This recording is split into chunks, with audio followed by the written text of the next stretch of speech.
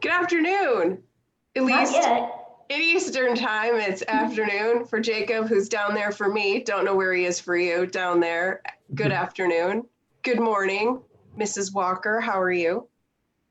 Good. I don't quite know that we're live yet, but I think we We are are. now. It's So start over, Beth. no, it's I think we're good. I'm not going to introduce, I'll wait to introduce everyone. Yeah, I think we're good. I hope everyone's doing well. Welcome to Talk Me Off the Ledger. My name is Beth Melcher. I have a firm in Northern Michigan in Traverse City called MoneyFit.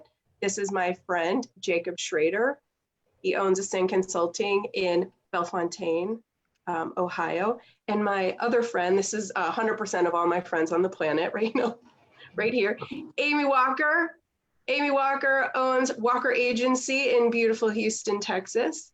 And we're heading into Thanksgiving on Thursday. And we want to talk a little bit today about still being great, still being wonderful accountants, still being wonderful business owners, heading into the holidays, but creating some boundaries between your work life, which is really difficult, and your personal life. But it's important, we think, to take a few moments to recharge, connect with your passions that are not work, family, friends, the outdoors. But how do you do that? How do you do that? Anyone have any thoughts? Before we get started, Amy, can you switch to gallery view so on Facebook everybody can see all three of us? Absolutely. That's done. Oh, right, they're seeing me. Thank you for our tech support. Okay, so this is just going to be a therapy session for me because I'm not good at setting work boundaries. Never have been. Trying to do better. I love work, but not everybody has that sicko mindset like I do. So this will be therapy and me needing to take my own advice. Oh, so you have no ideas. Is this what you're saying? I'm saying I learn from others because I am not good at this at all. No ideas. Okay, Jacob Schrader.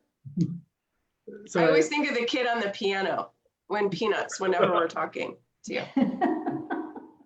No, so I think this one's super important. And I think as business owners, we can all say we fail at this many times. And the only way to bring it back and get it right is continue to realize we're failures at it and continue working at it, right? And I think it's important. Too often, I feel like people really talk on this topic and they seem like they have it all together. But I think the difference here is we're coming and I'm going to be real here. You know, I fail at this a lot, but it's something I really want to make a priority of doing a lot better at. Because, you know, if pandemic has taught us anything, you know, time is limited and our time with people is limited, and being real and being present with them is even more important now, I think, than it ever has been.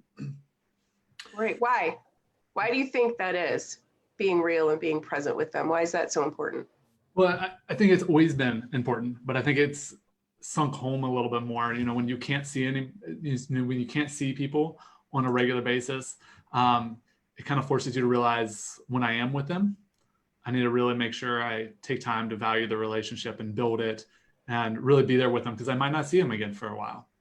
See, I'm trying to peel off the mask of the accountant to show your sensitive self, right? So are you enriched by those moments, even though it's the right thing to do? Share, let's go a level deeper, Jacob.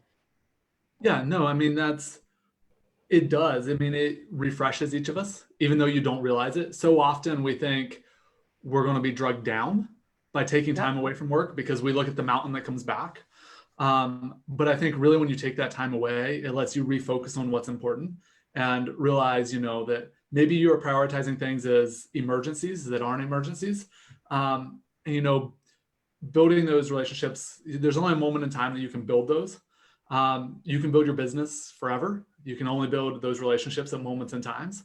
So I think it's super important to take those, and it's going to refresh you, and you're going to come back to work with a different outlook on things. You're going to come back a lot more refreshed and ready to dive into things than you would otherwise.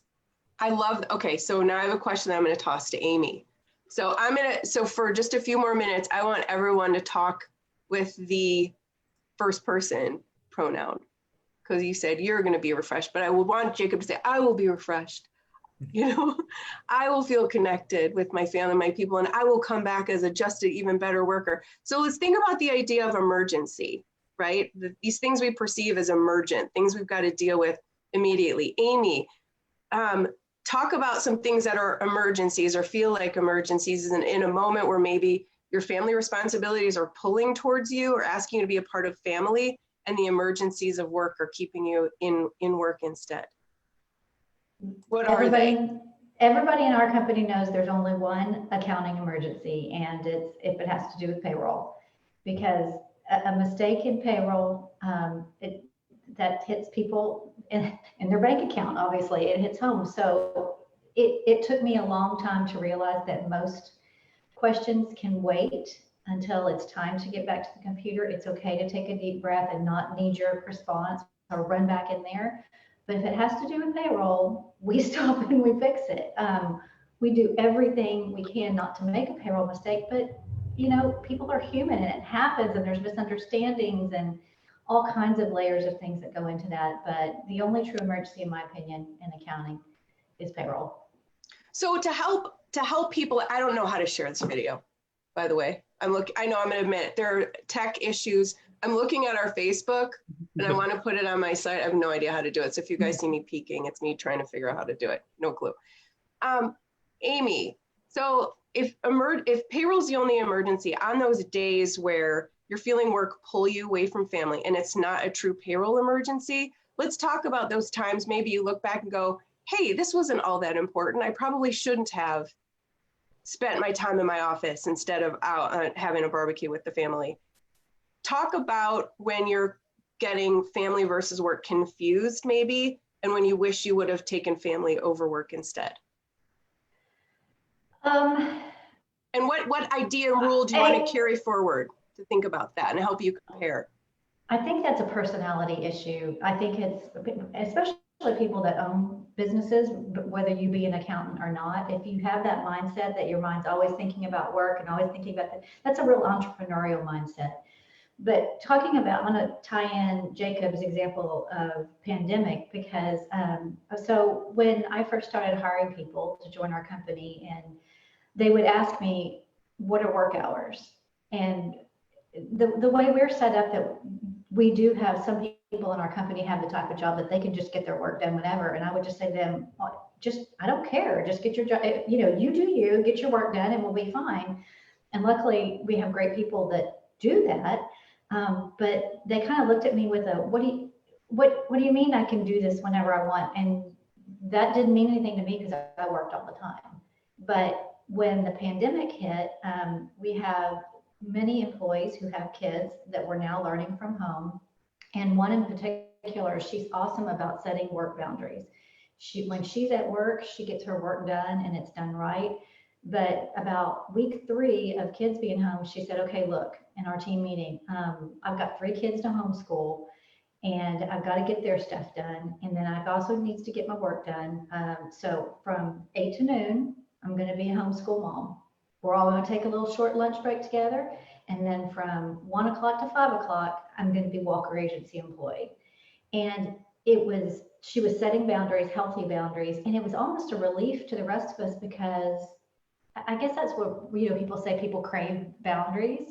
We knew if we needed something from her, there should be no emergencies, but we could get in touch with her between 1 and 5 o'clock. And it was very refreshing. I think it was almost a relief to the team to say, okay, I can put these boundaries out there. And so I need to learn from their example and take a little bit of that on.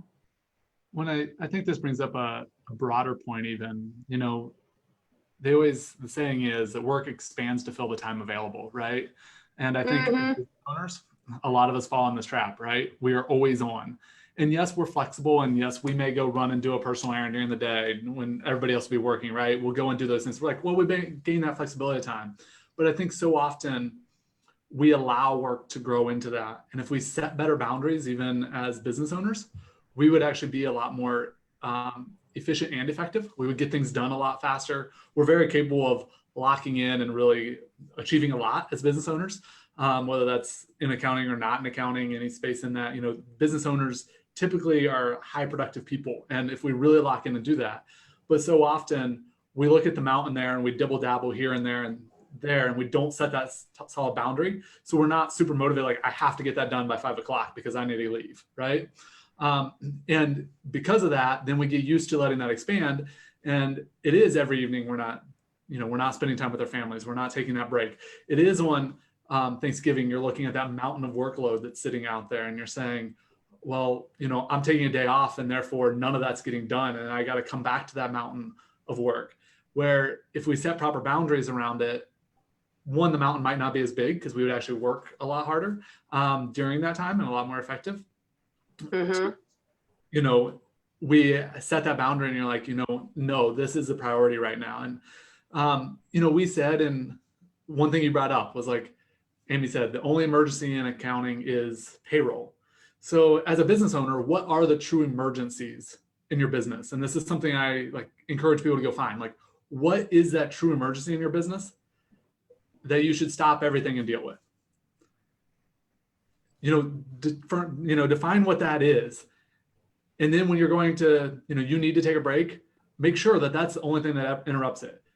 Don't give up the time with your family, for something that's not an emergency, right? So once you define that, it's a lot easier to start setting those boundaries. When you feel like everything's an emergency, then it's impossible. I have a responsiveness question for you guys, because sometimes, just to keep it real, like when my parents would go out for dinner, they're gone, like they're out dinner. If I had a problem, I had to either put a Band-Aid on it, put it in the microwave, call the cops. Like that, those three things would solve most of my issues. They were not available. I have a girlfriend her name is Tara, if you're out there. She does not answer her phone, ever.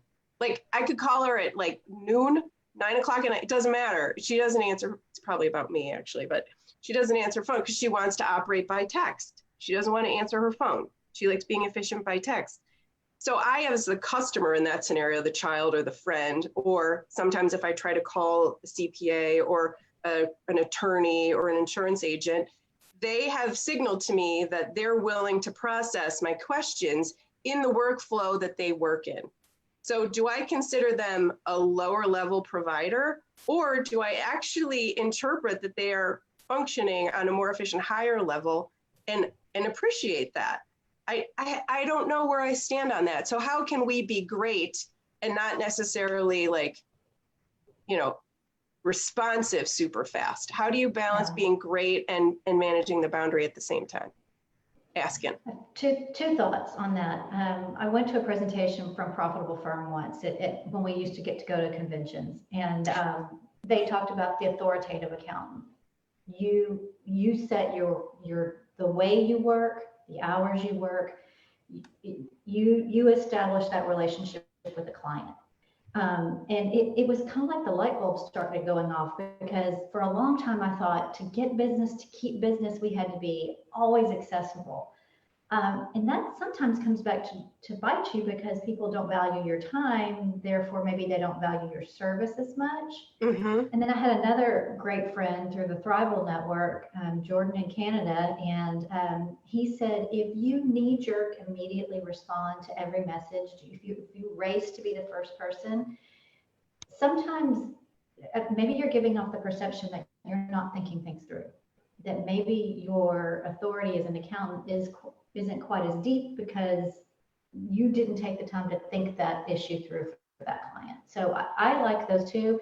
And that maybe made me, both of those examples made me be able to take a deep breath and go, okay, not an emergency. Let's figure this out. Right. Yeah. A more planful response, I'm hearing you say. Yeah. So I would say sorry. Go ahead, Jacob. you have to set some of the boundaries up front. Obviously, if you're super responsive and always have been, and then suddenly the switch flips and you're not super responsive to that client might feel like you don't value them anymore. So that has to be a boundary conversation. But actually, there's also the thing that restricted access is worth more, right? So if we restrict access to somebody, people feel like it has a higher value because the supply isn't as great. So now your advice carries more weight because it's not as easy to get, right? So it actually changes perception of value as well. But I think, yes, we need to be responsive in a timely manner, but we also need to set boundaries to protect ourselves, because if we don't, we devalue ourselves, even in our own minds, not even to the client, but to our own mind, because now the most important thing is responding to that. You're not even valuing, are you doing the best response possible? you suddenly start valuing how quickly do I respond, right? Right. So it's a really important thing there that we have to understand, set some time frames. We're even looking at putting in our engagement letters. We will respond within 48 business hours. Okay, that gives you a chunk of time, right? Or within 48 hours. And, we're looking at doing some standard response times in there that we guarantee within our engagement letters. But then that says, hey, if we're way faster than that, there's probably a problem. We're too responsive, right? We've actually even started setting some boundaries for our staff. Like, hey, after 6 o'clock, you better schedule that email to go out the next morning. Oh, we did the same thing. It's a weekend. Emails going out at 2 a.m. are unprofessional, Yeah. but Okay. that might be when somebody's working. Right. So can we talk about that? I love when people get to leave with takeaways. So tomorrow, someone says, heck yeah, I agree. I want to migrate my clients to understanding that I'm going to have some boundaries. What ways can they use to communicate with their clients to signal new service levels? And what internal processes? Just a couple tips that they can employ tomorrow. Yeah, so tell them about the email delay, Jacob. Yeah, that's a good one. We started doing was saying, and you can set that time. Actually, we've pushed that down some because we have some employees that are on Mountain Time. So for them, 7 o'clock is 5 o'clock, right? So, but we're saying basically after 6 p.m., schedule an email. If you're replying to that client, schedule it for the next morning. That just changed that perception of that client over time. That hey, if I send something at night, I'll get a response the next morning, right? Will you dumb this down for me? How does someone actually do that? So within Gmail, there's a little arrow beside the send box, and you can click that and you can schedule an email out. There's a way to do it in Outlook as well if you're on Google, and you can schedule an email send. So we do the same thing for weekends. We've said, hey, look, we're not going to reply to, as staff, I don't care when you work, right? Like I understand we have flexibility and I want my staff to have that flexibility. So I'm like, if you're going to work the weekend and you want to, you feel like you need to pick up some projects because you went to your kid's ball game during the week, totally get it, right? Like that's important because you should be spending time with your kids. Those are important things as a culture for our company. So I understand you working on the weekend, but I don't want the client to expect a response on the weekend. So schedule that response for 9 a.m. Monday morning. Let them get it on Monday morning. They can email us all they want. And yes, you can have all that work done. You can have 100 emails queued up for Monday morning at 8 o'clock if you want to, right? It's like an 8 a.m. fire hose on Monday morning, like. Yeah. Now the client no longer expects an instant answer on the weekend, right? And I'll be honest, like we break this policy when we look at tax season, right? Like we do taxes in our firm. During tax season, just because of the quickness of turnaround that we need to do, right? Like we may need to communicate late because of we're hoping to get a response back that same evening so we can keep working, right? And I said, all right, yes, there are times on that, like when there's a major deadline and you're trying to get something done and like, yeah, we've promised it to the client and you went to your kid's ball game on Tuesday and it needs to be in there on Thursday and now Wednesday you're working extra and to meet our deadline, we kind of have to get there. Okay, we make some exceptions, yes. But as a general rule, we want to start, cutting out that after-hour communication just to set boundaries around our staff. Because if a client gets completely used to receiving an instant response and then they don't have it, they do start feeling bad. So sometimes it's a step in progress. Like, oh, we cut the boundary off at 9. We cut it off at 8. We cut it off at 7. And it's a 4-month process on some clients to kind of just creep it back on them and say, you know what? Now it wasn't like a switch was flipped and your world changed to the client. It was a gradual migration and they don't even notice it. But Amy, I think there's also some power to flip and switch. Amy, let me ask you a question. I don't know how are we doing on time? Are we up on it? We're chatty today, so let's just let it go for a Okay, good. So small business owners, all business owners, we start off having this like blended individual persona and company persona. We start using our personal phones, we use our personal email. How do you begin the split of your communication channels, whether it's your telephone number for your business, personal request? I feel social media should be split because there are times where I really would just rather follow the business and let people express themselves personally in their personal spaces. I think that's really important. Note to people out there. But especially coming off of a political year, I just love when like business is business. but that's an aside. So how do people begin the split between their, they're representing their business as a part of their own individuality? What are some of the steps and things they can do to start isolating business and personal? It was funny when Jacob was talking, I was still thinking about payroll. Stop. I know. I think that as you grow, this is a good example for maybe solopreneurs, solo practice owners that are starting to build a team. Your initial hesitation, especially if your name is on the door, is to think, well, the clients always need to talk to me. But the minute you say, I'm going to introduce you to your lead bookkeeper, so-and-so, she's incredible. She will take good care of you. You do a formal introduction. Even if your client is used to texting you, you can reply back and say, let me send an email and introduce you to your lead bookkeeper. She's been taking care of the details of your account. She can answer that, and I know she'd like to meet you. Those little steps there, it gives the client direction that you're growing. The payroll was a good example because sometimes I will still get, hey, we just hired somebody, can you add them to Gusto, that kind of thing. We have a payroll coordinator, and I'll say, sure, I'm copying our payroll coordinator. Next time this comes up, feel free to contact her directly. And just those handoffs. And then also it validates the person who's actually doing the job. They get credit for it, they get recognition, and they're probably going to answer the client in a more timely manner than you do as the business owner. What happens when what do you do when your phone rings on Thanksgiving at 4 o'clock, your cell phone? Yeah, I'm not going to answer that anymore. I used to would. I mean, I'm completely honest. I used to would. And there's some clients that I know they wouldn't call me unless they really needed something. So maybe, but 99% of the time, I'm not going to answer that call on a holiday anymore. And I'm going to try not to do it on the weekends anymore. Because do you really think, is it fair for a business owner? Oh, I'm sorry. Do you think I'm having timing problems. Sorry, Amy. And Jacob, love for you to answer. I wonder, because I have my opinion on this. Do you believe that the client will truly think you are less of a provider if you do not answer the phone on Thanksgiving? No. So if they do, they don't respect you as a professional. Right. So I think that's the determination, right?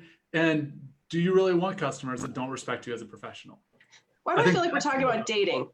I told you it's a therapy session. It sounds like. So, he doesn't respect that being said, to Amy's point, there are certain times that there's an emergency. But guess what? If I didn't answer that client and it was a true emergency, that client would text me, right?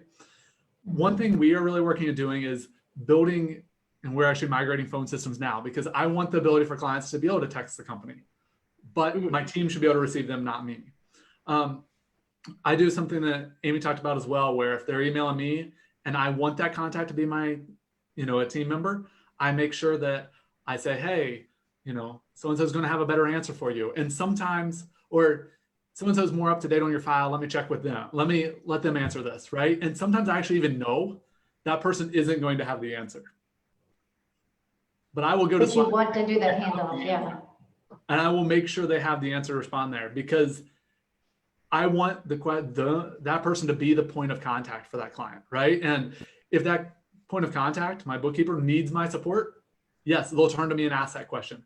But I want that to be the chain of communication, not through me as a business owner. Because to scale, you have to push those chains of communication down. Because otherwise, you create a huge bottleneck where everything's coming to you and you can't scale because you're overloaded with communication that should have been pushed down. So you want that to be a push up funnel, not a push down funnel, because not near as much is going to need to go up as if everything's coming to the top and has to go down.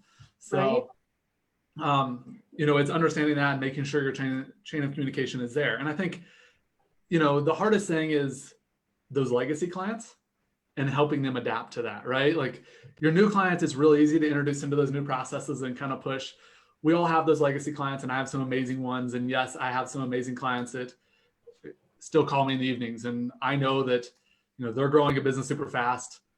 They're working on their business during the day. They're working, in their business during the day, on their business at night. And yes, we do that, but we price that in accordingly. Like we're willing to do that, right? And we understand that. So that's the other thing is set boundaries within engagements, right? And that kind of access, if you want to give that, should be worth more, and you should Yes. charge more for it, right? Yes. Like, to Amy's point, if certain clients called, she knows it's an emergency on Thanksgiving, and they're probably paying enough that it's worthwhile for her to take the call, right? And yes, I'm not going to lie, in every situation, money still buys access, right? Right. Right. It does. Yeah. It's fair though. I mean, that's why we're working. Beth, you've done a great job moderating. I mean, and we haven't heard a whole lot from you. Why don't we end today by you giving us a tip that you do in your own practice, your growing practice, that where you're setting boundaries and you're also empowering your team. Well, I think about when business owners are just at the point where they're separating what's been in my mind this whole time, separating the personal from the business and giving themselves a break.